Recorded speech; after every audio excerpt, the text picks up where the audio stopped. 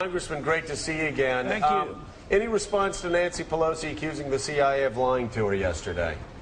Well, I think it's great theater, and all this excitement over the torture and the CIA, I think is very beneficial because it distracts from the steamroller of big government going on in Congress, and hopefully it'll be beneficial. But it's also beneficial in trying to find out what's going on. But just think, we wouldn't have this discussion if we had just followed the law. Our law prohibits torture as well as international law.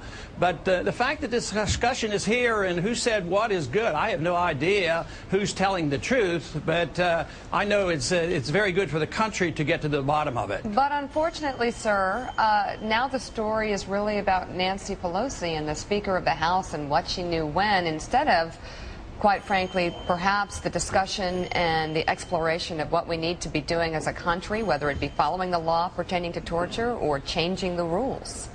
Yes, I know there are some shortcomings, but overall I think it's a benefit because she might slow up on nationalizing health care and further nationalizing education. Maybe things will slow up because we are quickly socializing the country and spending ourselves into oblivion and bailing out all of Wall Street, so maybe that'll be a distraction from that. But you're right, maybe this will not lead to getting to the bottom of it because the administration's not all that interested in prosecuting the people who broke the law. You know, Ron, I'm writing a book, have written a book talking about the future of the conservative movement, and I tried to go back to figure out when the big mess began that led to this collapse. And there were a few people, Peter Walson at AEI, and even the New York Times article that was written in 1999 warning about Freddie and Fannie. A lot of warnings out there. Alan Greenspan also issued warnings. But I was stunned by reading a statement you made in the Banking Committee on September 10th, 2003. In fact, I reprinted the whole thing in my book. I want Americans who hear leaders saying every day, we could have never seen this coming. This was a shock. How did this happen?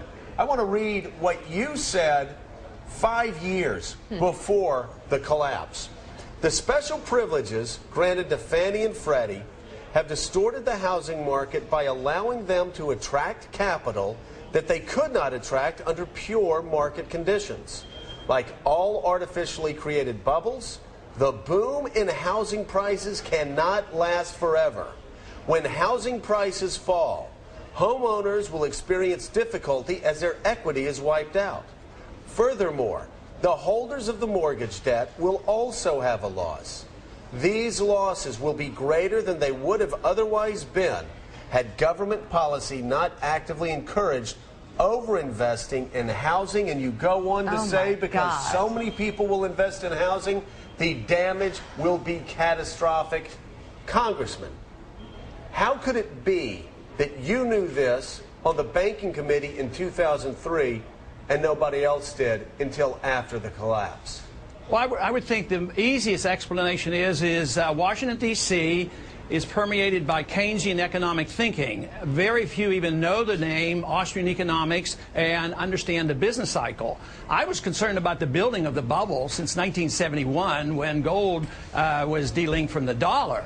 So since that time, the bubble has been gradually being inflated, but it got out of hand in the 1990s as well as after 2000. Bernanke taking interest rates down to 1%. To me, the biggest surprise was, although I was very concerned in 2003, I was concerned before that, I'm surprised it lasted to 2007. That's when the bubble really burst. But it was amazing how long it lasts. And to me, the more amazing thing right now is not only has the financial system collapsed, which is very, very bad and very dangerous, I believe that what we're moving toward now is the collapse of the dollar. And the collapse of a dollar, because it's the international reserve currency, I think is going to be much worse than what we have already witnessed. Can you all believe his prediction in 2003? Prophetic. Absolutely Talking prophetic. to everybody on the Banking Committee, telling them, hey, we're in trouble. Let's not go this direction. Right. Or we're going to be in trouble. And then, you know, Ron, somebody that probably didn't vote for you, Columbia economist Jeffrey Sachs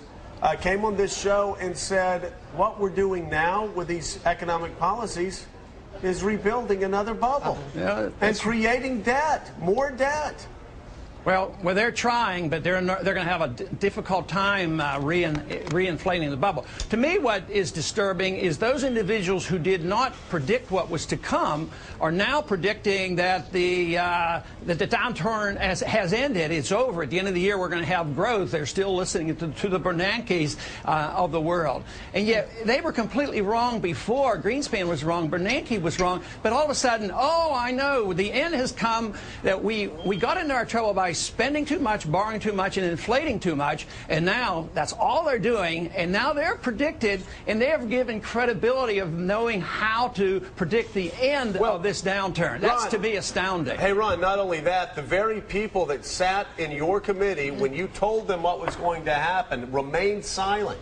And in fact, some accusing you and other Republicans that were critical of Fannie and Freddie of being racists who hated poor people. Those very people that missed all the warning signs were then put in charge of the trillion-dollar rescue. But Joe, you got to give them a little bit of credibility here on this argument, because, you know, I was still on the fringe back in 2003. Nobody cared what I was saying. Now at least I have 100 or 200 people who care, so I'm getting a little bit more attention. and it isn't so much me. I'm just reciting what I've learned by studying free market economics, and we haven't had free market economics. Now they're blaming capitalism for all these problems and not enough regulation. We've had crony capitalism. We've had inflationism, corporatism, big government. We've not had true free market capitalism, so we have to define it. Somebody asked me once, what individuals caused this problem? I would put it all on the shoulders of Keynes. And you know, it's a long time since he's been around, but Keynesianism exists. Remember what Nixon told us? We're all Keynesians now. That was when the last link of the dollar to gold was removed, and since that time we've had nothing more than these bubbles and big government, but it is coming to an end. We can't afford this foreign policy or these bailouts any longer. Exactly. We are out of money. We've got to show restraint at home and restraint overseas. Carlos. Congressman, to that point about restraint at home and restraint overseas, how would you cut not just the deficit but the debt if you had the president's ear? Well, I would start overseas because politically it's more palatable. Sometimes a conservative will come up and they'll have an amendment and cut 5% out of child health care. You know, I don't believe in the government being involved in medical care, but that's not where I would cut. I would cut overseas spending. To operate our empire costs us $1 trillion. So I'd bring our troops home. I wouldn't be. You know, we had this supplemental yesterday. The president asked for $84,000. What did the 84 billion? 84 billion. What did the Democrats do? They raised it by 14%, another 12 billion. The Republicans had one chance to cut. And they had one amendment, and they asked to increase it by $3 billion. Congressman Paul, but what else would you cut? Because as you just said, that wouldn't be enough. If you were just to cut defense spending, you still wouldn't get there. How about getting rid of the Department of Education and Department of Agriculture? Just go down the list. Get rid of it. Cut the budget in half. Everything that's not constitutional. That's a good place to start. And there's not much that we do that is. Congressman, thanks so much for being with us. Thank you. Great talk.